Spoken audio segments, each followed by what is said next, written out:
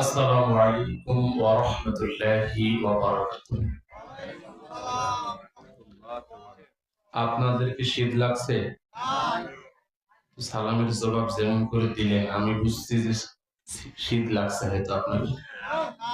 আপনারা কি আছেন এই জায়গায়? কি সবাই আছেন? আমি দেখতে পাচ্ছি আমার অনেক ভাইয়েরা দাঁড়ানো।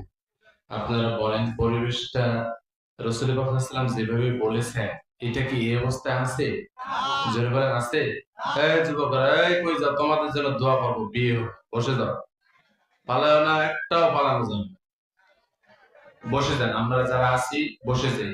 এখানে যা আছে তার থেকেও বেশি আমি দেখলাম ওই যে ওদিক বাজারে কয়েক গুণ বেশি, 5 থেকে 7 গুণ বেশি হবে। সবাই আমরা বসে যাই। পিছনে কি মাইক আছে আপনার? এই পাশে ঘোরানো আছে? নাই? একটু আমার কানে আওয়াজ দেওয়ার ব্যবস্থা করেন, ঠিক আছে? ইনশাআল্লাহ। إن الحمد لله الأكرم الذي خلق الإنسان وكرمه وعلمه من البيان ما لم يعلم فسبحان الذي لا يحصى امتنانه باللسان ولا بالقلم نشهد أن لا إله إلا الله وحده لا شريك له ونشهد أن سيدنا وحبيبنا ومولانا محمدا عبده ورسوله الذي أرسله بالحق بشيرا ونذيرا وداعيا إلى الله بإذنه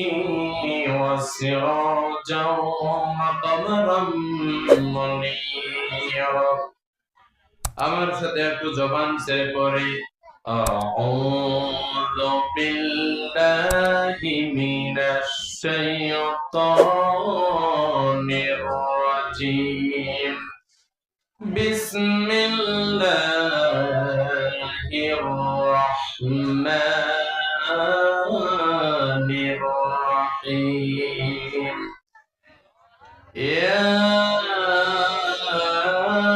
আইয়ুহাল্লাযীনা আমানু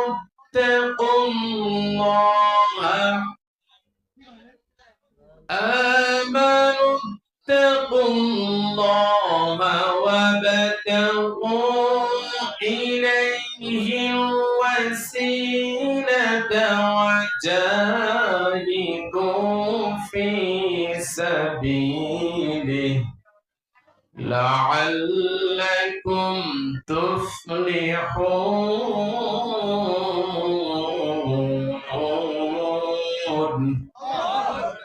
صدقت يا ربنا إن الله وملائكته يصلون على النبي يا أيها الذين آمنوا صلوا عليه وسلموا تسليما اللهم একটু ইকো দিবেন।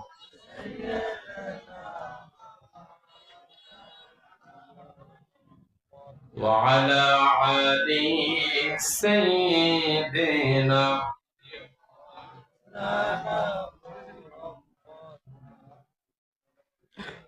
হাদি শাহাদার উশার পান্তে আবে zamzam পানি হাদি আজাদির হাসান হোসেন জান্নাতি ফুলদানি হাদি শাহাদার উশার পান্তে আবে zamzam পানি হাদি আজাদির হোসেন হাসান জান্নাতি ফুলদানি হাদি ইতিহাস বাকিয়া বাবিল মুসার হাতের লাঠি হাদি ওমরের অর্ধ জাহান মরানো শীতল পাটি হাদি গোলাপের মাতাল গন্ধ খোলাফায়ে রাশেদার হাদি উত্তাল সাগরে জোয়ার আল্লাহু আকবার আবু বকরের সিদ্দিক থেকে আলোর ঝর্ণা এনে হাদিজের গেছিল তরুণ আলীর সাদের সুধা টেনে, হাদি আধার পর্দা সরায় নতুন ভরের রবি,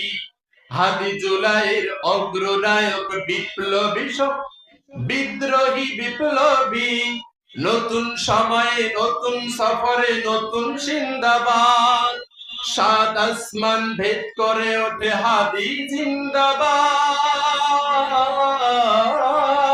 কথা বলেন ঠিক কিনা? মুসলমান সে আবু উবায়দার কণ্ঠে আর জিয়া হকের লেখনীতে এটা প্রকাশ পেয়েছে, হাদিরা মরে না, তারা মানুষের অন্তরে জীবিত থাকে তাদের কর্মের মাধ্যমে। কারণ এই হাদি মানে বাংলাদেশ। কথা বলো ঠিক কিনা মুসলমান? যে হাদিরা জীবন দিতে জানে, যে হাদিরা বাংলাদেশের জন্য বুকের তাজা রক্তকে ঢেলে দিতে পারে, যে উসমান হাদিরা বাংলাদেশকে ধারণ করে ভারতের আধিপত্যবাদের বিরুদ্ধে স্লোগান দেয়, তারা কখনো মরতে পারে না, ইতিমধ্যেই প্রমাণ হয়ে গেছে। কথা বলেন ঠিক কিনা মুসলমান? এই হাদির বিচার বাংলাদেশের জমিতে হতে হবে। আপনারা কি চান? হাদির বিচার কারা কারা চান? দুই হাত করে দেখান। কিন্তু বাংলাদেশে এটা কেমন যেন ধরা ছোঁয়ার বাইরে চলে যাচ্ছে। এই হাদি হত্যার 1 মাসের বেশি হয়ে যাচ্ছে, তার হত্যাকারীকে এখনো শনাক্ত করা হচ্ছে না, তাদেরকে গ্রেফতার করা হচ্ছে না। মুসলমান ক্লিয়ার বার্তা বলে দিতে চাই, আজকে হাদি গেছে, কালকে হয়তো আরেকজন যাবে। যদি হত্যার বিচার না করা হয় তাহলে বাংলাদেশ আর বাংলাদেশ থাকবে না। সেটা সেই তদানীন্তন কালে যেমন করে আইয়ামে জাহিলিয়াত হয়েছে, আইয়ামে জাহিলিয়াত হতে বেশি দিন সময় লাগবে না। কথা বলে ঠিক কেনা মুসলমান? ওসমান হাদির বিচার বাংলাদেশের জমিতে হতে হবে, কারণ এই ওসমান হাদিরা শত বছরে একজন জন্মায়। কথা বলেন ঠিক না? আল্লাহ রাব্বুল আলামিন এরকম হাদি আমাদের কলিজার মধ্যে লালন করার তৌফিক দান করে দিক।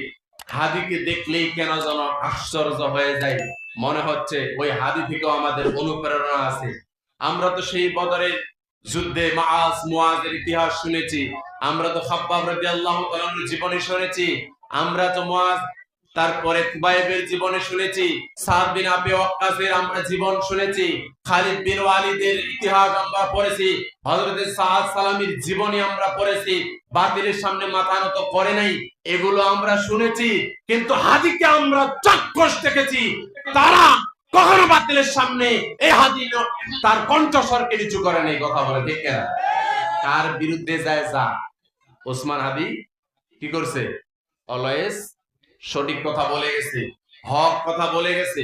প্রিয় ভাইরা, আমরা কি সেই হাদির জন্য দোয়া করব না? আমরা হাদির জন্য দোয়া করব। আজকের তাফসীরুল কোরআন মাহফিল আসতে পেরে বসতে পেরে সকলে খুশি না বেজার? অল্প না বেশি? কারা কারা বেশি খুশি? একটু হাতগুলো টনটন করে দেখান তো আল্লাহকে। হাতগুলো নামায়। তো কেমন খুশি বোঝা যাবে ইনশাআল্লাহ। ঠিক আছে তো? আল্লাহ তাআলার দরবারে মন প্রাণ উজাড় করে শরীরের সমস্ত শক্তিকে কণ্ঠের আগায় উদিত করে আল্লাহ তাআলার নামে শুকরিয়া আদায় করছি। আমরা সকলে পড়ছি আলহামদুলিল্লাহ।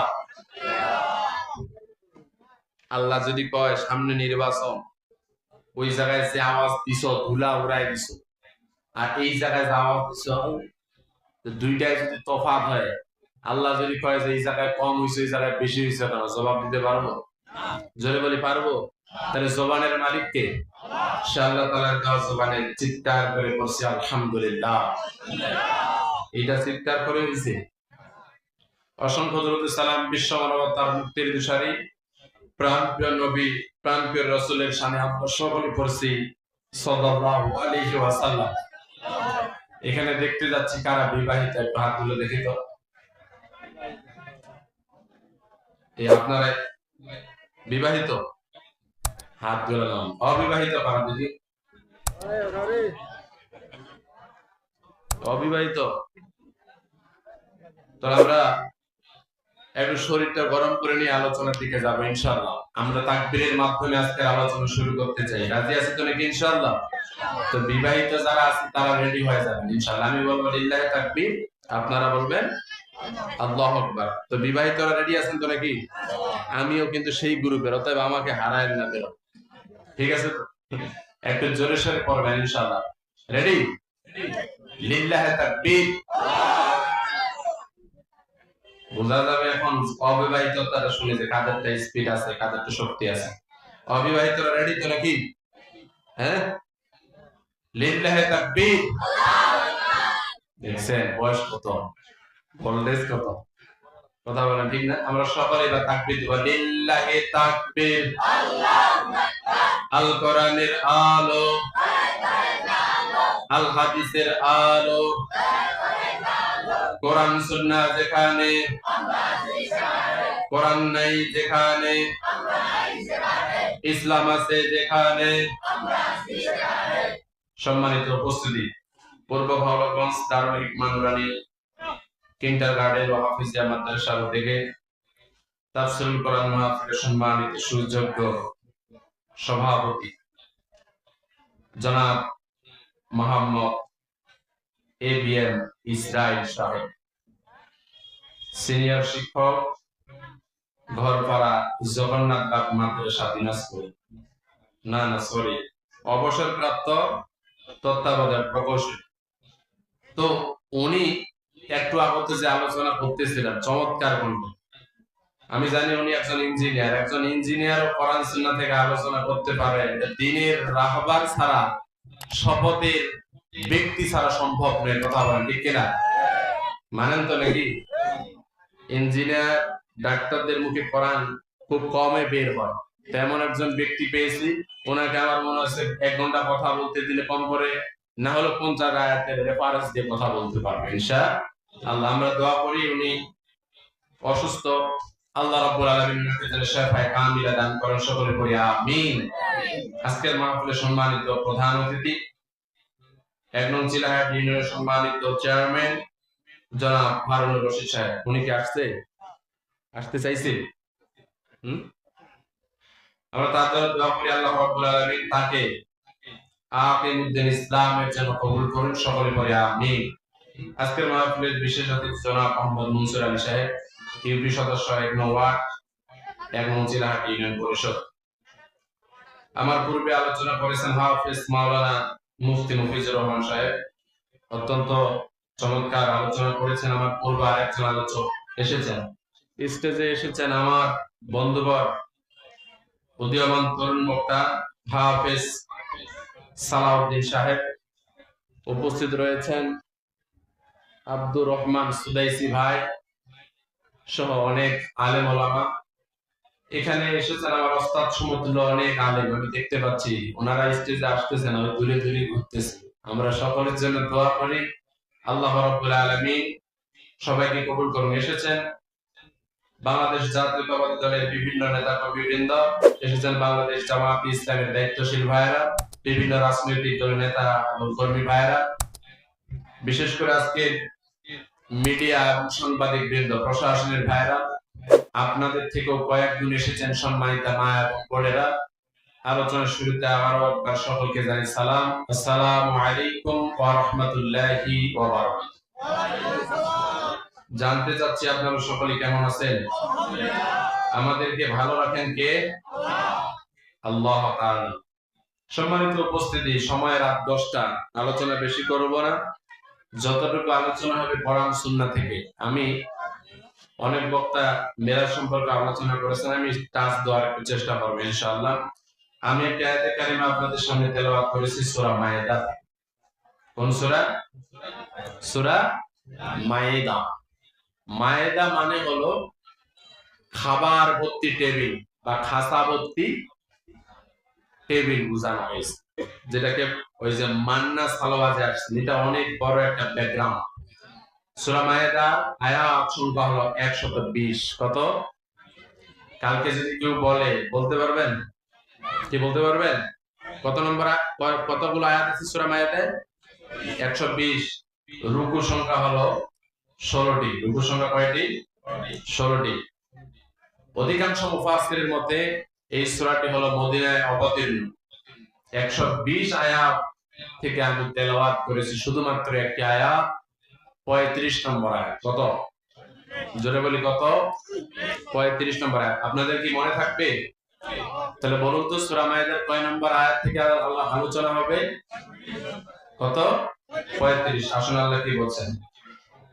রব্বুল আলামিন বলেন ইয়া আইয়ুহাল্লাযীনা আমানু ইত্তাকুল্লাহা ওয়াবতাগু ইলাইহিল ওয়াসিলাতা ওয়াজাহিদু ফি সাবিলিহি লাআল্লাকুম তুফলিহুন।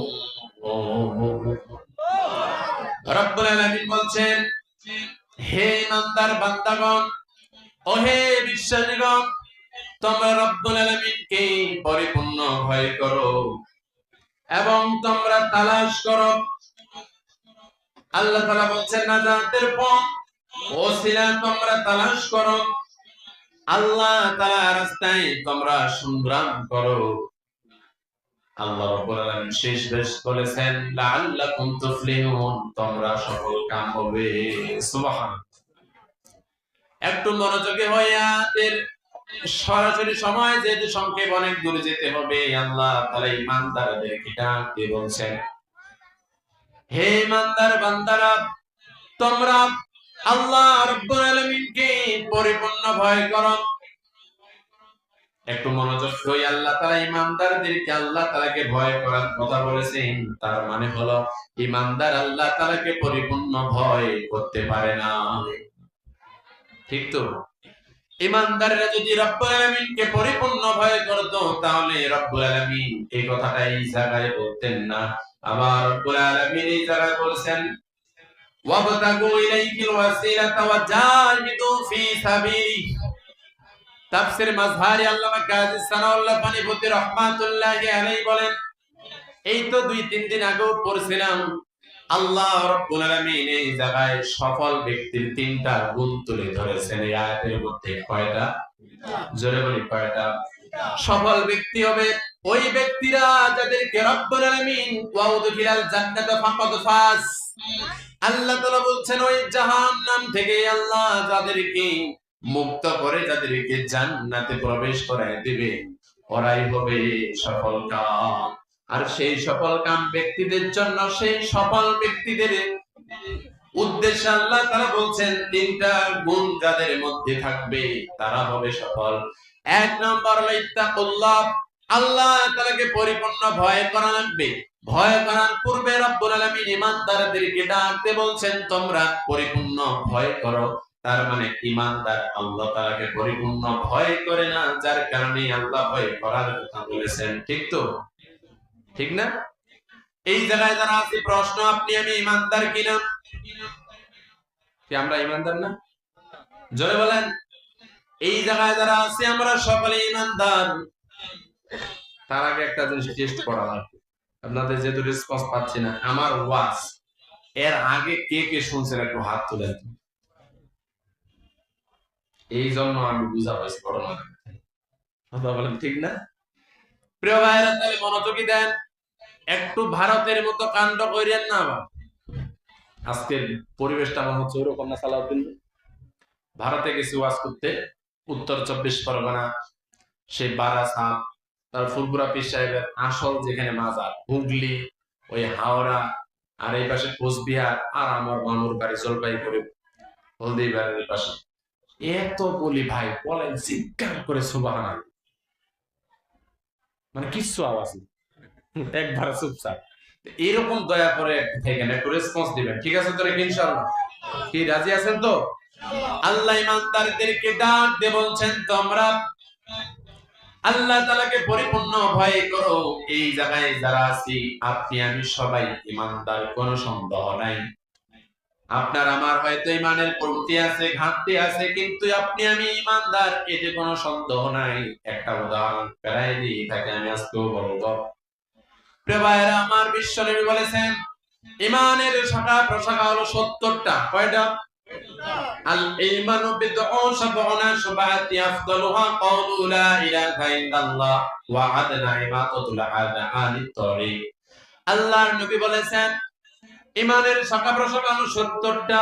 সবচেয়ে উঁচু নম্বর শাখা হলো এই কথা সাক্ষ্য দেওয়া, আল্লাহ ছাড়া কোনো আইনদাতা নেই, আল্লাহ ছাড়া কোনো বিধানদাতা নেই, আল্লাহ তাআলা ছাড়া কোনো হুকুমদাতা নেই, তিনি ছাড়া কোনো লালন পালনকারী নেই, এবং বিশ্বনবী মুহাম্মদ ইবনে আব্দুল্লাহ হলেন আল্লাহ তাআলার প্রেরিত বান্দা ও রাসূল।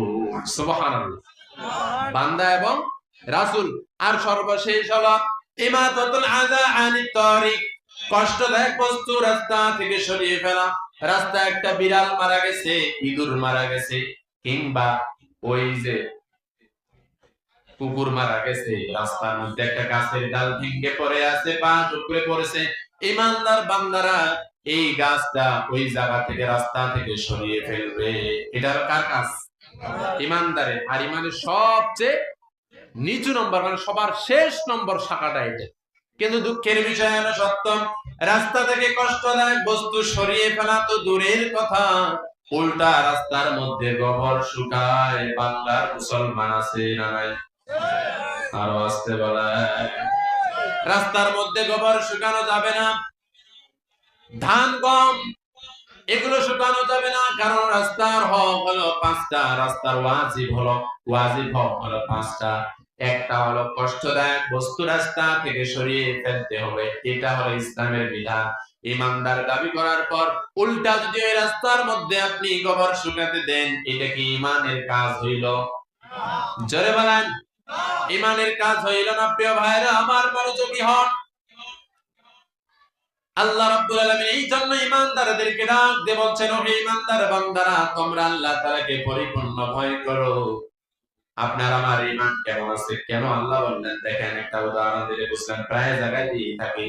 আপনারা সাইকেল দেখছেন না? সাইকেলের রিং দেখছেন? আওয়াজ দেন, সাইকেলের রিং দেখছেন? সাইকেলের একটা রিং আছে, ওই রিংয়ে অনেকগুলো স্পক আছে না? মনে করেন এই সাইকেলের রিংটা হলো ঈমান। এই সাইকেলের রিং কি? ঈমান। আর সাইকেলের ওই রিংয়ের সাথে যে অনেকগুলো স্পক থাকে, এগুলো হলো শাখা প্রশাখা। বলুন, রিং থেকে স্পক ছিঁড়ে যায় কি যায়? আসতে বলেন, যায়। ওই ঈমান নামক রিং থেকেও ঈমানের শাখা প্রশাখার স্পকও ছিঁড়ে যায়। কথা বলেন ঠিক কিনা? কেমন করে লক্ষ্য করুন, ইমানদার আছে কিন্তু সুদ খায়, ইমানের একটা স্পক ছিঁড়ে গেছে, ঘুষ খায় আর একটা স্পক ছিঁড়েছে, বেপরদা অবস্থায় ঘুরে বেড়ায় আর একটা স্পক ছিঁড়েছে, পর্দা করে না আর একটা স্পক ছিঁড়েছে, হারাম খায় আর একটা স্পক ছিঁড়েছে। এরকম করে স্পক ছিঁড়তে ছিঁড়তে দেখা গেল স্পক ছিঁড়েছে 30টা। কয়টা? 30টা। এখন 30টা স্পক যদি ছিঁড়ে যায়, ওই রিং কি ঠিক থাকবে? কেমন হবে কোন তো? হ্যাঁ, তেরা বেকা। একজন কয় হুজুর হেকা বেকা, আর কে যেন এই পাশ থেকে বলছে টাল। কি হবে? টাল। তাহলে যেই রিং থেকে যদি কয়েকটা স্পক ছিঁড়ে যায়, তাহলে ওইটা টাল হয়ে যাবে। তাহলে বলুন, রিং থেকে যদি স্পক ছিঁড়ে যায়, এটা যেমন টাল হয়, তাহলে ঈমান নামক রিং থেকেও যদি ঈমানের শাখা প্রশাখা ছুটে যায়, ওই ঈমান টাল হবে কি হবে? ওই ঈমান টাল হয়ে গেছে। যার কারণে আল্লাহ তাআলা বলছেন, তোমরা আল্লাহ তাআলাকে পরিপূর্ণ ভয় করো। তোমরা পরিপূর্ণ ভয় করো না, মানে তোমাদের ঈমান টাল আছে, ওই টালটা এই মুহূর্তে ভালো করার দরকার আছে না নাই? দরকার আছে। কিন্তু আমরা যখন টাল সারি না, উল্টা যখন বলি দিন কায়েম করতে হবে, ইসলাম কায়েম করতে হবে, তখন ওরা বলবে রে জান্নাতের সার্টিফিকেট দেয়া গেল। কথা বলেন ঠিক কিনা? বলে কিনা? আমরা হুজুরা জান্নাতের সার্টিফিকেট দেই? জোরে বলেন। আজ পর্যন্ত আমার ওয়াজ করার বয়স 9 বছর, কোন জায়গায় ক্লিয়ার করে বলতেছি ভাই, আমরা আলেমরা জান্নাতের টিকিটও দেই না, জান্নাতের সার্টিফিকেটও দেই না, কিন্তু জান্নাতে যেতে হবে যেই পথ, সেই পথটা আমরা কোরআন সুন্নাহ থেকে উম্মতে মুহাম্মাদের মাঝে আমরা বাতিয়ে দেই। কথা বলেন ঠিক কিনা? আরে আল্লাহ তাআলা বলেছেন কোন পথে গেলে জান্নাত, সে পথটা আমরা দেখাই। আল্লাহ বলেছেন, ইন্নাল্লাযীনা আমানু ওয়া আমিলুস সলিহাতি কানাত লাহুম জান্নাতুল ফিরদাউসি নুজুলা। সূরা কাহাফ 107 নম্বর আয়াত করে দেখেন, আল্লাহ বলছেন যারা ঈমান আনয়ন করবে এবং সৎ কাজ করবে, তারা যাবে জান্নাতে। ও প্রিয় ভাইরা আমার, তাহলে ক্লিয়ার বার্তা, আল্লাহ নিজে বলেছেন দুইটি কাজ করো, ঈমান আনো এবং সৎ কাজ করব, তোমরা যাবে জান্নাতে। আমরা যদি সে কথা বলি, তাহলে আমরা জান্নাতের সার্টিফিকেট দিলাম না? জোরে বলেন, সার্টিফিকেট দিছে কায়? টিকিটটা দিছে গায়ে, আল্লাহ টিকিট দিছে, এই কাজ করলে জান্নাতের পথে যাওয়া যাবে। আমরা শুধু বলে দিই ভাই এই কাজ করো তাহলে জান্নাতে যাবে, আর আমাদের নামে খালি অপপ্রচার। লাভ আছে নাকি? জোরে বলেন আছে? প্রিয় ভাইরা, তাহলে আপনার আমার ঈমান যদি টাল হয়ে যায়, আর টাল অবস্থায় যদি চলতে থাকেন, আর ওই টাল অবস্থায় যদি পিছনে যদি একজন কাকে ক্যারিয়ারের মধ্যে ডাবল চড়ায় দেন, বলুন রিংয়ের অবস্থা কেমন? সবাই বলেন। দুই একটা পাখি এরকম এরকম করে দিবে, দেওয়ার পর আর ঠিক থাকবে না, একটু সামনে গেলে রিং ভাঙার সম্ভাবনা আছে না নাই? আমরা যখন ওই টাল ইমানদার যারা আছে, যখন তাদের সামনে কোরআনের আলোচনাগুলো যখন বলি, কারণ তো তার স্পক ইমানের স্পক ছিঁড়ে গেছে, যার কারণে সে একটু টাল হয়ে গেছে। আর তখন যখন একটু আকিমুদ্দিন, তো দিন তো এমনিতেই কায়েম হয় না, কারণ দিন কায়েম করতে গেলে রক্ত ঝরবে। দিন কায়েমের কথা বললেই তরবারি হয়তো তার বিপক্ষে যাইতে পারে, তার বিপক্ষে সিল যাইতে পারে, তার বিপক্ষে স্লোগানও যাইতে পারে, যার কারণে নিতে পারে না, তখন উল্টা পাল্টা কথা বলে। জোরে বলেন ঠিক কিনা? প্রিয় ভাইরা, এবার বলুন যদি টাল হয়ে যায় তখন কি করবেন? তিল মানে টাল হয়ে গেছে, এখন কি করবেন? কোথায়? জোরে বলেন কোথায়? মেকারের দোকানে। তার মানে আপনার সাইকেল ঠিক করা লাগবে, ওই মেকারের কাছে যাবেন, মেকার স্টক করে চেঞ্জ করে দিবে, পরিবর্তন করে দিবে। আমি মনে করেন আজকে সেই মেকার মনে মনে চিন্তা করছে, বুঝলি এত নিজের নামি দে মেকার হইছে, তো মেকার হচ্ছে সমস্যা নেই। আজকের তাফসীর মাহফিল গুলো মনে করেন মেকার। এই জায়গায় আলেমরা কোরআন সুন্নাহ থেকে আলোচনা করবে, সেই আলোচনাগুলো আমরা শুনে কথায় কথায় আমাদের স্পক ছিঁড়ছে, ওই স্পক গুলো বাদ দিয়ে তওবা করে নতুন স্পক লাগাবো। কথা বলেন ঠিক কিনা? কি পারবো তো নাকি ইনশাআল্লাহ? প্রিয় ভাইরা আমার, এই জন্য আল্লাহ তাআলাকে ভয় করা লাগবে। আপনি আল্লাহ তাআলাকে চলতে ফিরতে ভয় করবেন, খাওয়ার সময়ও ভয় করা লাগবে, মসজিদে আসছেন তখনও ভয় করা লাগবে, আপনি যখন ব্যবসা করেন তখনও ভয় করা লাগবে, যখন আপনি রাজনীতি করেন তখনও আল্লাহ তাআলাকে ভয় করা লাগবে, যে আমি যে রাজনীতি করি, আমি যে ব্যবসা করি, আমি যে এইভাবে চলাফেরা করি, এইটা কি আল্লাহ তাআলার দেখানো পথে হচ্ছে না অন্য কোন পথে হচ্ছে, সেই বিষয়টা আমাদের দেখার দরকার আছে না নাই? কোরআন সুন্নাহ মোতাবেক হতে হবে। আপনার যদি তাকওয়া থাকে, কখনো আপনি কোরআন সুন্নাহর বাইরে যাইতে পারেন না, আবার ইসলামের বিরুদ্ধে আপনি বক্তব্য দিতে পারেন না। কথা বলেন ঠিক না? জোরে বলেন। প্রিয় ভাইরা আমার, আজকে তো মিডিয়ার ভাইরা আছে, ইনারা তো নিউজ প্রচার করে, কিন্তু ইসলামের বিরুদ্ধে বলার লোক আছে না নেই? জোরে বলে আছে না নাই? আমাদের দেশে শরিয়া আইনে বিশ্বাস করে না এমন লোক আছে না নেই? জোরে বলে আছে? রাজনৈতিক জীবনে বলে শরিয়া আইনে বিশ্বাস করি না, ধর্মের সাথে রাজনীতির কোনো সম্পর্ক নেই, এরকম কথা যদি বলেন ভাই, আপনার ঈমান নাই। কিন্তু দুঃখের বিষয় হলো সত্য, কিছু সংখ্যক মানুষ বলে মৌলবাদীর ঠাই বাংলাদেশে নাই, কিন্তু তারা যখন ক্ষমতার দরকার হয়, তারা নিজেরাই টুপি আর দাড়ি পরে, মানে জুব্বা পরে, পাঞ্জাবি পরে, নিজেরাই মৌলবাদী সাজে জনগণের কাছে প্রতারণা করে। কথা বলে ঠিক কিনা? মৌলবাদীকে পছন্দ লাগে না, কিন্তু মৌলবাদীর লেবাস ড্রেস ব্যবহার করে মানুষের ইমোশন নিয়ে খেলা করে, মানুষের বিরুদ্ধে চলে যায়। আমরা এটা হতে দেব না। কথা বলেন ঠিক কিনা? কেমন আছে না? জোরে বলে আছে না? প্রিয় ভাইয়েরা, আল্লাহ তাআলাকে ভয় করা লাগবে। আল্লাহ তাআলাকে ভয় করেছেন সাহাবীরা কেমন করে? আল্লাহ তাআলাকে ভয় করেছেন তাবেঈরা কেমন করে? ওইখান থেকে শিক্ষা নিয়ে আমাদের ব্যক্তি জীবন গুলো পরিচালনা করা লাগবে। লক্ষ্য করুন একজন ইমামের কথা, ইমাম আযম ইমাম আবু হানিফা ইমাম শাফি রাহমাতুল্লাহি আলাইহি, উনি অনেক বড় মাপের একজন আলেম ছিলেন, একজন ব্যক্তি, বুজুর্গ ব্যক্তি ছিলেন। যে আলেম ব্যক্তি বিচারক, তার কাছে মানুষেরা এসে বিচার করে তার তাকওয়াটা কেমন, আল্লাহ তাআলা কেমন ভয় করে, সেখান থেকে আমাদের তাকওয়া নেওয়া লাগবে। ইমাম শাফি রাহমাতুল্লাহি আলাইহি একদিন হাঁটতে হাঁটতে একটা রাস্তা দিয়ে যাচ্ছেন, ওই রাস্তা দিয়ে যাইতে যাইতে ক্লান্ত হয়ে গেছেন, সাথে ছিল একটা তেলের ড্রাম। ওই তেলের ড্রাম নিয়ে যখন ইমাম শাফি রহমাতুল্লাহি আলাইহি যাচ্ছেন, ক্লান্ত হয়ে যখন পড়েছে, বিশ্রাম নেওয়ার জন্য একটা গাছের নিচে বসে গেছে। কিন্তু তেলের ড্রাম যারা দেখেছেন আপনারা জানেন, ওই তেলের ড্রামের নিচের বা তলাটা থাকে ভিজা। কথা বলেন ঠিক না? ইমাম শাফি রহমাতুল্লাহি আলাইহি দুইটা পা, একটা পা এরকম করে গাছের সাথে, এই এরকম করে বডিটা গাছের সাথে দিয়েছে, আর দুইটা পা এরকম করে জমির মধ্যে বিছায় দিয়েছে। এরপর তেলের ড্রামটা মাটিতে না রেখে ওই তেলের ড্রামটা ইমাম শাফি রহমাতুল্লাহি আলাইহি এই দুই পায়ের উরুর উপরে রেখে দিয়েছে। আবার দুইজন ব্যক্তি ইমাম শাফি রহমাতুল্লাহি আলাইহিকে খুঁজতে খুঁজতে হয়রান। দুইজন ভাই, তাদের মধ্যে সমস্যা, তাদের মধ্যে মারামারি লেগে গেছে, তাদের মধ্যে ঝগড়া লেগে গেছে। ইমাম শাফি সেই ঝগড়ার, সেই মারামারির বিচার করবে। ওই দুইজন খুঁজতে খুঁজতে ইমাম শাফি রহমাতুল্লাহি আলাইহিকে পেয়ে গেলেন। খুঁজতে খুঁজতে এসে দেখলেন উনি গাছের নিচে বসে আছি। ইমাম শাফি রহমাতুল্লাহি আলাইহিকে বললেন, ওগো আমাদের ইমাম, আপনাকে খুঁজতে খুঁজতে হয়রান, কিন্তু আপনাকে খোঁজার পর যখন পেলাম, আমরা যেই কাজের জন্য আসছি সেই কাজ কি আপনার মাধ্যমে হবে কি হবে না জানি না। কি কাজ তোমরা বলো?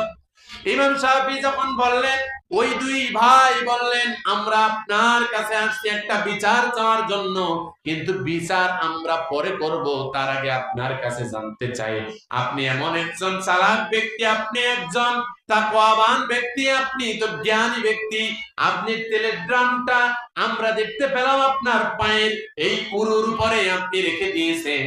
এই তেলের ড্রাম তো আপনি সাইডে রাখতে পারতেন, এই তেলের ড্রাম আপনি কেন উরুর উপর রাখছেন? আপনাকে দেখে তো এখন চালাক মনে হয় না, জ্ঞানী মনে হয় না, কারণ ওই তেলের ড্রাম আপনি পায়ের উপর রাখছেন। আপনারা কি বলেন, চালাক না বোকা? জোরে বলেন। হ্যাঁ, কেমন চালাক লক্ষ্য করুন প্রিয় ভাইরা আমার, কেমন চালাক।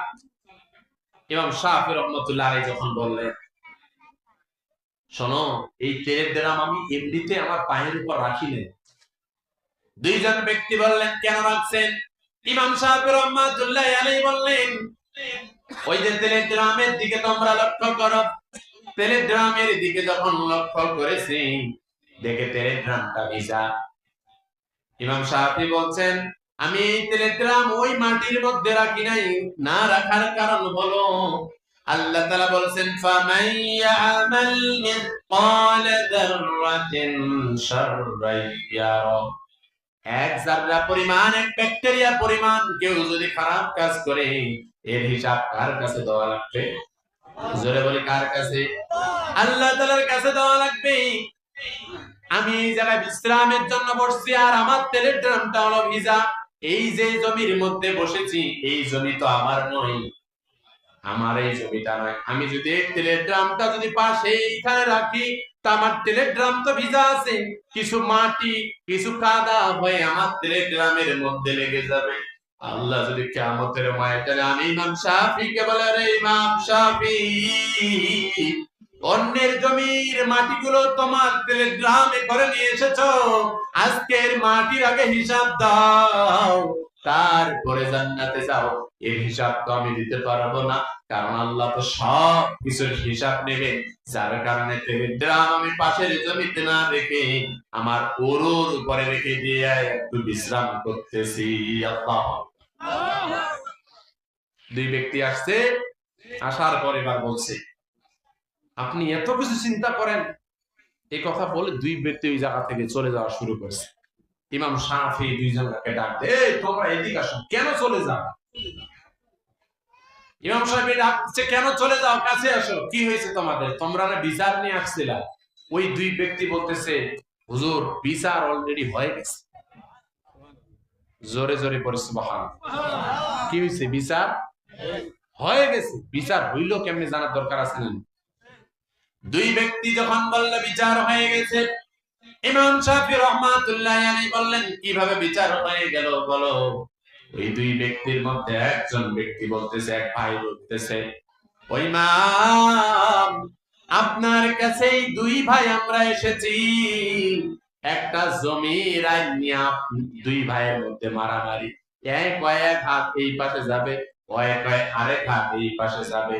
তো আপনি যদি সামান্য এতটুকু মাটি নিয়ে যদি চিন্তা করেন, এর হিসাব যদি আল্লাহ তাআলার কাছে দেওয়া লাগে, আমি এক ভাই বলে দিলাম আলী আর এক হাত কার পাশে পরে পড়ুক, আমি যেন নিস্তেজ থাকতে পারি, নিষ্ক্রিয় থাকতে পারি, আল্লাহ তাআলার কাছে যেন হিসাবটা আমি সহজ দিতে পারি। এই কারণে আর ঝগড়া বিবাদ নয়, এখান থেকে চলে গেলাম, বিচার অলরেডি আমরা পেয়ে গেছি। আল্লাহু আকবার। মায়ের কি জমি নেওয়া লাগে না আইন নেওয়া? হ্যাঁ, জোরে বলেন। দুই ভাই ও টিনের পানি এস আঙ্গিনাত পড়ছে কেন? কথা বলেন, বিচার হয় না? ওই টিনের পানি নিচে পড়ছে কেন? কোন মতে খালি উপরে যায়, যদি খালি গরুটা একটু যদি খালি গম পারি তার মহিষ পারি পরে 14 গোষ্ঠী বাংলা বস। এমন গালি আছে না নেই? জোরে বলে আছে না নেই? আবার মিথ্যা দলিল করে জমি লিখে নেয় এমন ব্যক্তি আছে না? জোরে বলে আছে না নেই? না করে আমি আমার নিজে দেখেছি, আমার বাড়ির পাশে আমার বাবার সাথে এরকম করছে। এক জমি 3 বার 2 বার বিক্রি করে এমন আল্লাহর ওলি আছে না নেই? কেন আল্লাহর ওলি বললাম? দাড়ি পরছে, টুপি মানে দাড়ি আছে, টুপি আছে, বিশাল জুব্বা পরার পরও এই ভন্ডামি যদি করে তাহলে কি এটা মেনে নেওয়া যায়? জোরে বলি যায়? তাহলে বুঝতে হবে ওই দাড়ি, ওই টুপি, ওই জুব্বাটা তাকে তাকওয়াবান বানাতে পারেনি, যার কারণে সেই অপকর্মটা করেছে। কথা বলেন ঠিক কিনা? বনের সম্পত্তি আত্মসাৎ করে এমন ব্যক্তি আছে না নেই? এদিকে নাই, এখানে নাই, ভাইয়া আছে তো। যদি না থাকে তো মেম্বার চেয়ারম্যান এত বিচার করা লাগে কেন? কথা বলেন ঠিক কিনা? এই জন্য আল্লাহ তাআলা বলছেন, ব্যক্তি জীবনে আল্লাহকে ভয় করো, রাষ্ট্রীয় জীবনে আল্লাহ তাআলাকে ভয় করো। আমরা ব্যক্তিগতভাবে অনেকেই ইসলাম মানি, কিন্তু রাজনৈতিক ক্ষেত্রে আল্লাহ তাআলাকে আমরা এখনো পরিপূর্ণ ভয় করতে পারি না। কথা বলেন ঠিক কিনা? কারণ আপনার ভয় থাকতে হবে। আল্লাহ বলেছেন, কোরআনকে আমি দিলাম ইসলামী আইন কায়েমের জন্য, ইসলামী বিধান কায়েমের জন্য। প্রিয় ভাইরা, আপনি যদি কোরআনের বাইরে চলে যান তাহলে কি হইল নাকি? জোরে বলেন হইল? প্রাণ প্রিয় ভাইরা, তাহলে 1 নম্বর, আমাদের সময় অনেক চলে যাচ্ছে, মনোযোগী হই। 1 নম্বর হলো কি? 3টা সফল ব্যক্তির মধ্যে প্রথম নম্বর, ভয় করতে হবে কাকে? জোরে বলি কাকে? সর্বাবস্থা ভয় করব কাকে? আল্লাহকে। এরপর আল্লাহ তাআলা বলেন 2 নম্বর ওসিলা। ওসিলা শব্দের অর্থ হলো মাধ্যম। ওসিলা শব্দের অর্থ কি? জোরে বলি কি? মাধ্যম। কোন কিছুর মাধ্যমে আল্লাহ তাআলার নৈকট্য লাভ করা। যেমন রাসূল পাক সাল্লাল্লাহু আলাইহি ওয়াসাল্লামের মাধ্যমে আল্লাহ তাআলার কাছে আমরা নৈকট্য লাভ করতে পারব। কারণ কিয়ামতের ময়দানে তিনি একমাত্র সুপারিশকারী হবেন। কথা বলা ঠিক কিনা? আর দুনিয়ায় আপনি কিভাবে এই ওসিলা তালাশ করবেন? অনেকে তো বলে যে ওসিলা হলো এই, ওই পীর ধরবা, ওই পীর তোমাকে জান্নাতে নিয়ে যাবে। কেমন আছে না কথা? কি আছে? জোরে বলেন। হ্যাঁ, প্রাণ প্রবাহের কোন পীর, কোন বুজুর্গ, কোন আলেম আপনাকে জান্নাতে নিয়ে যাইতে পারবে না। এবং কি নবীরাও কাফের গোষ্ঠীকে জান্নাতে নিয়ে যাইতে পারবে, মুশরিককে জান্নাতে নিয়ে যাইতে পারবে না। ইব্রাহিম আলাইহিস সালামের পিতা আযর, ইব্রাহিম আলাইহিস সালাম তার পিতাকে জান্নাতে নিয়ে যাইতে পারবে না। আবার বাবা হয়ে সন্তান কেনান, নূহ আলাইহিস সালাম তার সন্তান কেনানকে জান্নাতে নিয়ে যাইতে পারবে না। প্রিয় ভাইরা, কেন বুঝেন না?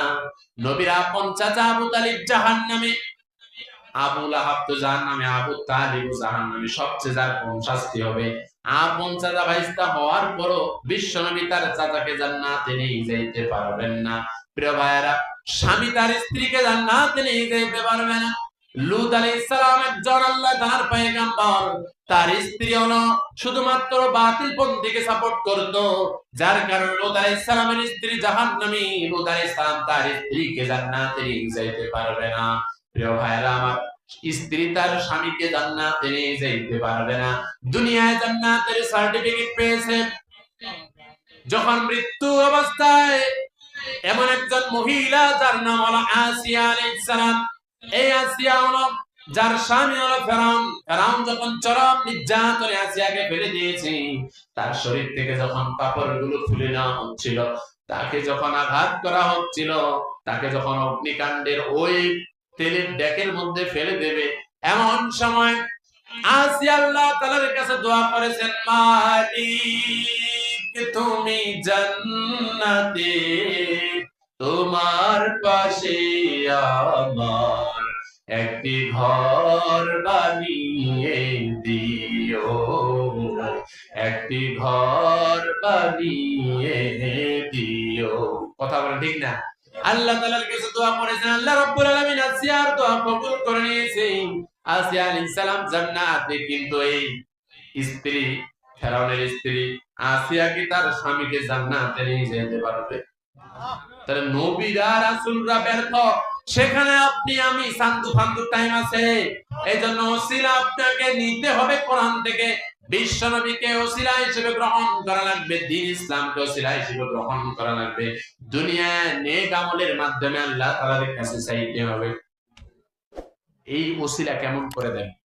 বনি ইসরাইলের তিনজন ব্যক্তি চলতে চলতে চলতে ক্লান্ত হয়ে একটা পাহাড়ের গুহায় আশ্রয় নিয়েছে।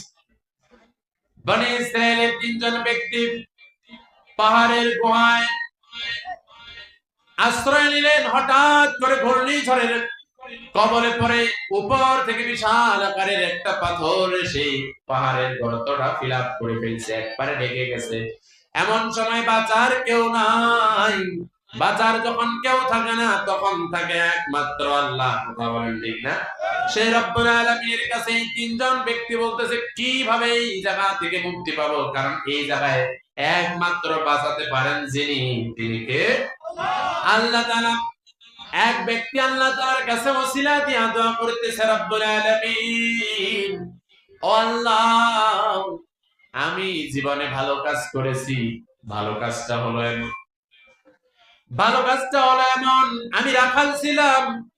ওই রাখালির কাজ করতে ওখান থেকে ওই যে দুধ দহন করে আমাকে কিছু দুধ দেয়, আমি ওই দুধ যতক্ষণ পর্যন্ত বাসায় না পৌঁছাই, আর আমার মাকে যতক্ষণ পর্যন্ত আমি না খেতে দিই, ততক্ষণ পর্যন্ত আমি নিজেও খাইতাম না, আমার স্ত্রী সন্তান আমি কাউকেই খাইতে দিতাম না। একদিন ওই দুধ নিয়ে আসতে আসতে আমার রাত হয়ে গেছে। হঠাৎ করে আমি বাসায় এসে যখন পৌঁছালাম, আমার মা দেখতেছি ঘুমিয়ে গেছে। আমার নিয়মটা আমি শেষ করি নাই। তুমি বলেছ যে বাবা মার সেবা যত্ন করা লাগবে, এই বাবা মাকে অগ্রাধিকার দেওয়া লাগবে। আমি আমার বাবা মাকে আমি অগ্রাধিকার দিয়েছি। আমার মা না খাই ঘুমাই গেছে, যার কারণে আমিও খাইনি, আমার স্ত্রী সন্তানদেরকেও নিয়ে নেই।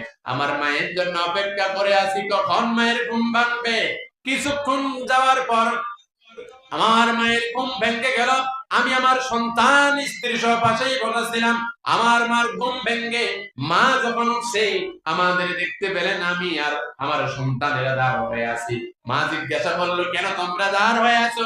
আমি বললাম, মা, তোমাকে না খাওয়াই তো আমরা কোনোদিন খাই নাই, তোমার জন্য দুধ নিয়ে আসি, এইটা তুমি খাও। মা দুধ পান করলেন।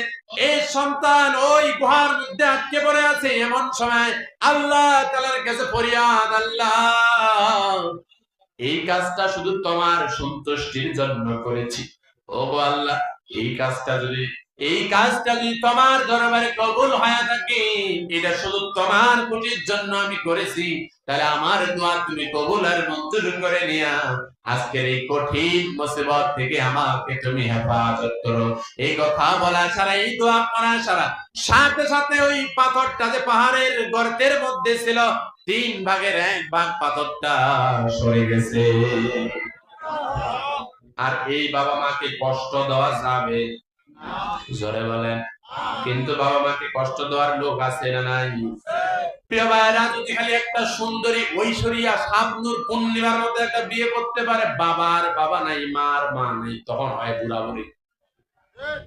একজন কথা বলে হয় না, বউ যা বলে তাই, বাকিদের কোনো খবর নেই। যুবক, তুমি তোমার মাকে কোন কষ্ট দিয়েছো, তোমার বাবাকে কেমন করে কষ্ট দিয়েছো, তোমার কথা তোমার বাবা মা কি কষ্ট পেয়েছে লক্ষ্য করে দেখো। তোমার মা তোমাকে গর্ভে ধারণ করেছে, তুমি তো বুঝতে পারো না। আজকে তুমিও বিয়ে করেছো, তুমি লক্ষ্য করে দেখবা তোমার স্ত্রী যখন প্রেগনেন্ট, এই স্ত্রী যখন সন্তানের তার পেটে যখন 7 মাস 8 মাস হয়ে যায়, তোমার স্ত্রী ঘুমাতে পারে না, ঠিক মতো খাইতে পারে না। স্ত্রীকে দেখবেন আপনি অনেক সময় গভীর রাত্রিতে খাটের উপর হেলান দিয়া ঘুমায়। মনে রাখতে হবে, আমি আমার মায়ের গর্ভে যখন ছিলাম, আমার মায়ের পেটে যখন ছিলাম, আমার মা এরকম করে ঘুমাইতে পারে নাই, আমার মাও ঠিক মতো খাইতে পারে নাই, বমি করেছে। আজকের বিজ্ঞান বলে যেই মায়ের গর্ভের থলিটার মধ্যে বাচ্চা থাকে ওইটা মাত্র হলো 10 ইঞ্চি। আমি যখন মায়ের পেটে ছিলাম, 8 মাস যখন বয়স হয়ে গেছে, ওই 10 ইঞ্চি বাচ্চার থলিটা পুরোপুরি হয়ে গেছে। এরপরে রব্বুল আলামিন সন্তানের 2টা পা মায়ের কলিজার সাথে সেট করে দেয়, বাকি 2 মাস 10 দিনে পৃথিবীতে এমন কোন সন্তান নাই যে তার মায়ের কলিজায় 4500 বার লাথি মারে।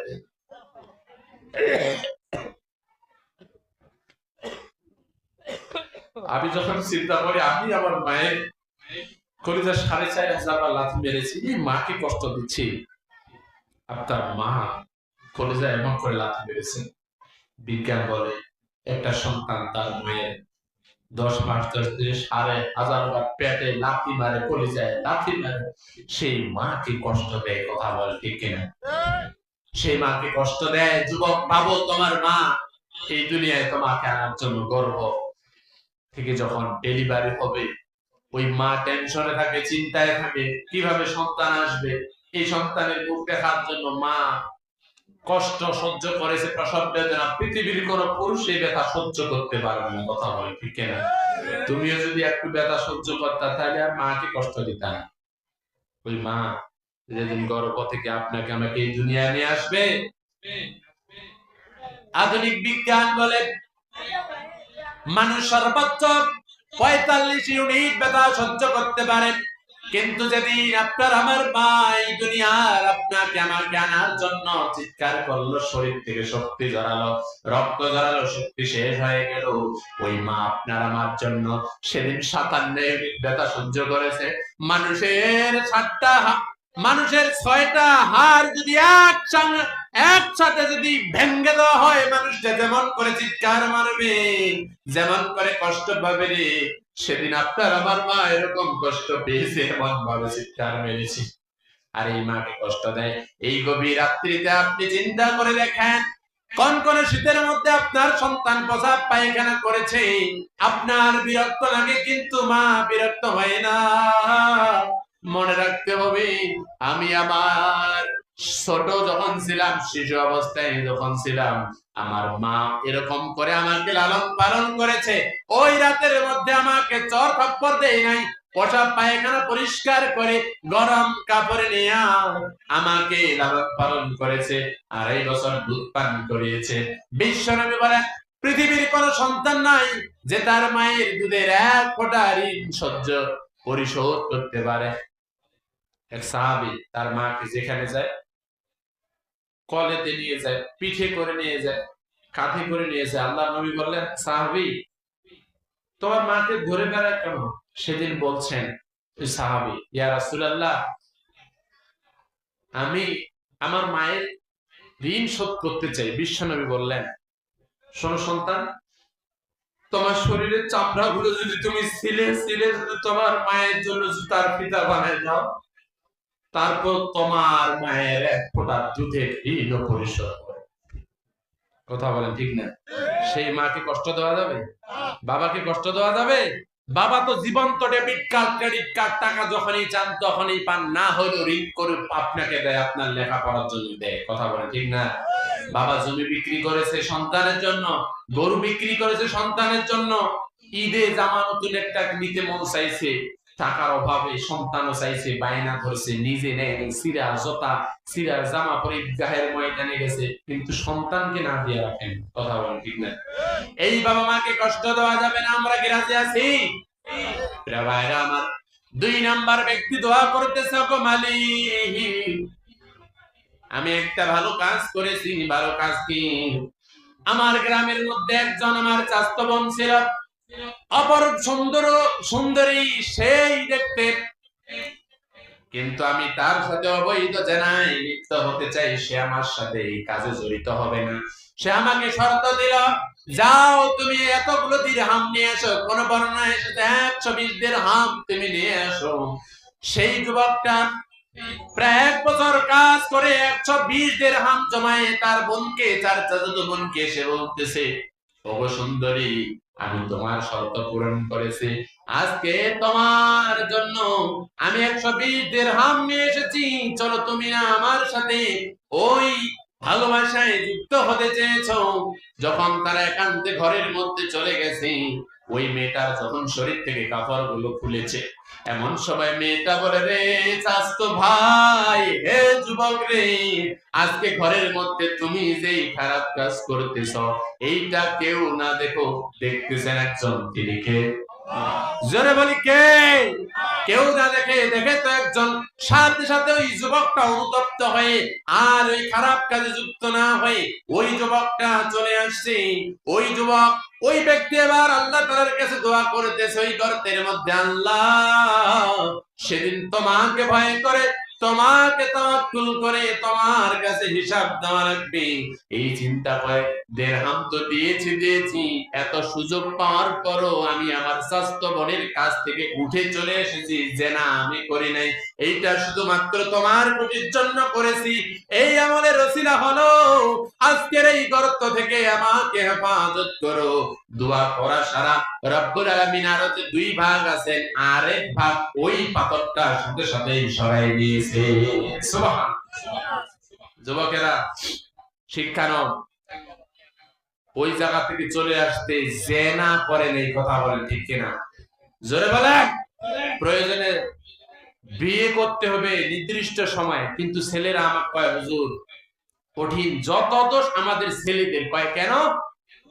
কয় যে হুজুর, মাছ শুকাইলে হয় শুটকি, ফল শুকাইলে হয় আচার, মেয়েরা শুকাইলে হয় দেখতে সুন্দরী, আর আমরা যুবকরা যদি একটু শুকায় যাই, কয় যে কিরে দিনে কয়বার গাঞ্জা খাইস, কয় যেই পাশে যাবো ওইটা বিপদ।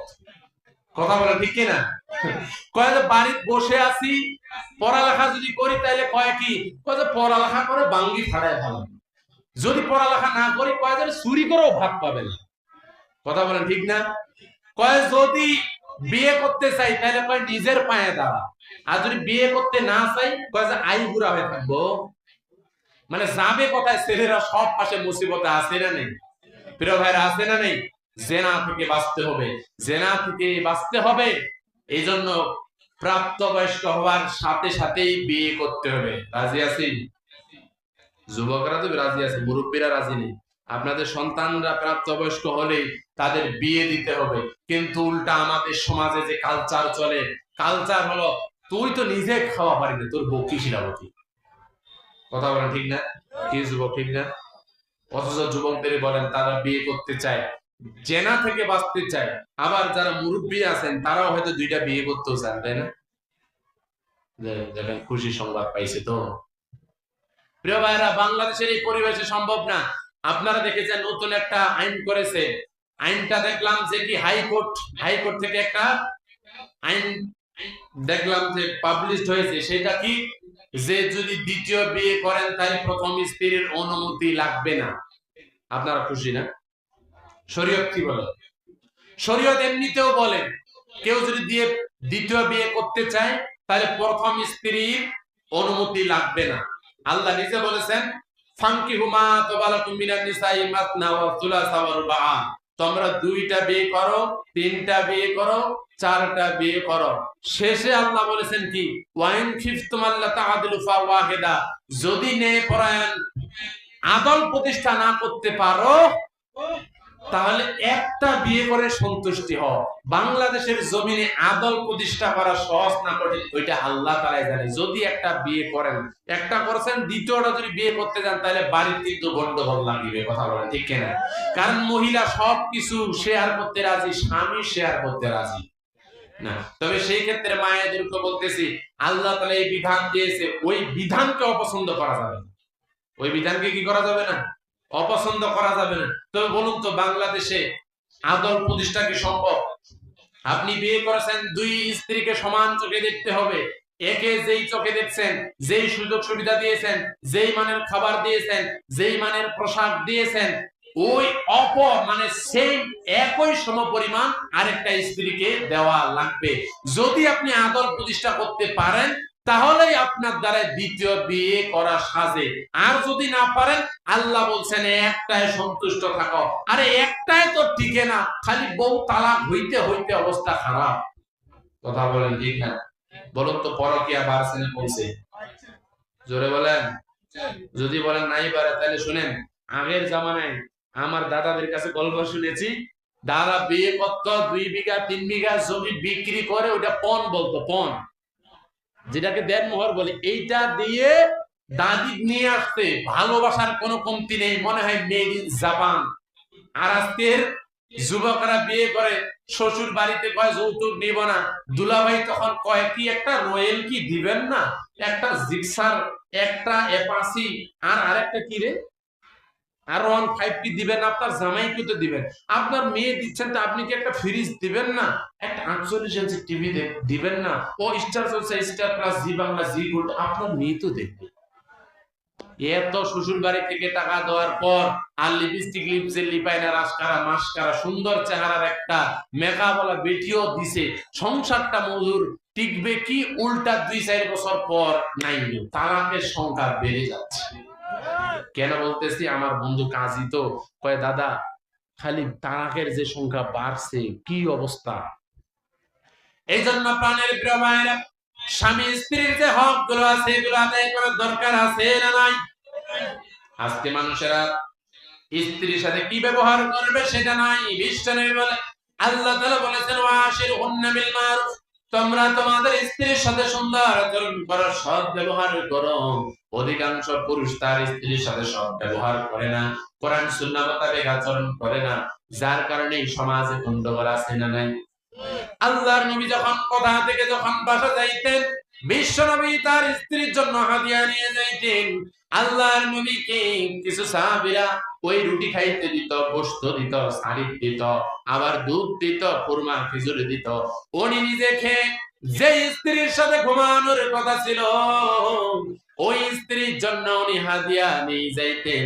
আজকের এই সিস্টেমটা সমাজের মধ্যে একেবারেই কম, যার কারণে স্ত্রীর সাথে মহব্বত থাকে না। আপনারা তো বাজার কত কিছু খান, কি খান? ওই যে গুলগুলা খান, কি গুলগুলা এদিকে আছে না? আর কি খান? হ্যাঁ, কালাই বড়ি, আর কি? হ্যাঁ, ওই তো মকলাই, আর কি? আরে ডিম পরোটা নাই, আর আছে শর্ট পটি ডিম। জোরে বলেন। তাহলে এই মকলাই, শর্ট পটি ডিম, বড়ি, তারপর হলো গুলগুলা, আর কি আছে? হ্যাঁ, হ্যাঁ, হ্যাঁ, হালিম আছে। প্রিয় ভাইরা আমার, আটোয়ারিতে যাই বললাম, বাজারে দ্বারা কি খান? এক ভাই কয়, হুজুর বিড়ি খাই, বিড়ি। প্রিয় ভাইরা, বাজারে যা বাচ্ছেন আপনার স্ত্রীর জন্য 2টা পরোটা, একটু ডাইল নিয়ে আসেন। কয়টা? 15-20 টাকা তো দাম। স্ত্রী আপনার প্রতি খুশি হয়ে যাবে। বিশ্বাস না করেন, কালকে নিয়ে যাবেন, দেখবেন গতকাল যে আদর যত্ন আপনার করছে, আজকের ভালোবাসা বৃদ্ধি পেয়ে যাবে, কথা বলেন ঠিক কিনা? কারা কারা রাজি আছে ওই স্ত্রীদের জন্য বাজার থেকে যখন যাবেন, ওই 10 টাকার গুলগুলা নিয়ে গেলেন, কালাই বুড়ি 10 টাকা নিয়ে গেলেন, আর সাথে একটা মিষ্টি পান, যাদের বউদের বয়স কম, 30-35, নিয়ে যাবেন। এটা হলো সুন্নাত। আপনারা কি পারবেন না? কি পারবেন না? কারা কারা নিয়ে যাবেন আজকের পর থেকে দেখি। এটা আল্লাহ তাআলা আদেশ করেছে সৎ কথা বলার জন্য, এবং হলো রাসূল সাল্লাল্লাহু আলাইহি ওয়াসাল্লাম এটা সুন্নাহ বলেছেন। কারা নিয়ে যাবেন? হাত তুলেন দেখেন। আরে সবাই তুলেন, যারা বিয়ে করেছেন হাত তুলেন। এটা সুন্নাত। তো ভয় লাগে, শরম লাগে? প্রিয় ভাইরা, পারবেন তো নাকি ইনশাআল্লাহ? মায়েরা কি আছে? প্যান্ডেলে আছে? কার কার স্বামী আসছে জানেন? এটা কিন্তু হাত মোটামুটি সবাই তুলছে কালকে। এটা সুন্নাহ। দেখেন আজকের যুবকেরা তাদের স্ত্রীকে সুন্দর সুন্দর নামে রাখে, এটাও সুন্নাহ। এটাও কি? এটাও সুন্নাহ। আর রাসূল পাক সাল্লাল্লাহু আলাইহি ওয়াসাল্লাম নিজে তার স্ত্রীকে, আল্লাহর নবীকে যারা বলে যে খ্যাত, নাউজুবিল্লাহ, আল্লাহর নবীকে নিয়ে যদি কেউ ব্যঙ্গ করে আমরা এটা মানতে রাজি নাই। কোরআন সুন্নাহ যদি নিয়ে যদি কেউ ব্যঙ্গ করে আমরা সেটাও মানতে রাজি নাই। ইসলামকে নিয়ে যদি কেউ কটাক্ষ করে সে যেই কে হোক না কেন তাকে আমরা ছাড় দিতে রাজি নেই। কথা বলেন ঠিক কিনা? কিন্তু আজকেও একটা বক্তব্য দেখলাম, নেকাব নাকি বেশ্যাদের পোশাক, এটা বলেছেন বিএনপির একজন সেই কেন্দ্রীয় সাংস্কৃতিক ফোরামের একজন নেতা। আরে যে দলের হোক, সেটা বিএনপি হোক, জামাত হোক, চরমনাই হোক, আর যে দলের নেতা বলবে যে নেকাব হলো বেশ্যাদের পোশাক, তাদেরকে বাংলার জমিতে রুখে দিতে হবে। কথা বলে ঠিক না? মুসলমান ইসলামকে নিয়ে ব্যঙ্গ করলে আমরা সহ্য করব না। কথা বলেন ঠিক কিনা? কোরআনকে নিয়ে যদি বলে আমরা সহ্য করব না। বাংলাদেশ 92% মুসলমানের দেশ। এদেশের মেয়েরা হিজাব পরে, নেকাব পরে, নেকাবকে যদি আপনি বলেন বেশ্যাদের পোশাক, অনতি বিলম্বে যদি কিংবা ছাড়াই তাকে মিডিয়ার সামনে এসে ক্ষমা চাইতে হবে। প্রশাসনের দৃষ্টি আকর্ষণ করেছি, যেহেতু বাংলাদেশে আপনার রাষ্ট্রীয় ধর্ম ইসলামকে রেখেছেন, অতএব ইসলাম ধর্মকে অবমাননা করার জন্য তাকে গ্রেফতার করতে হবে। কথা বলেন ঠিক কিনা? মুসলমান কারা কারা রাজি আছে হাত তুলে দেখায়।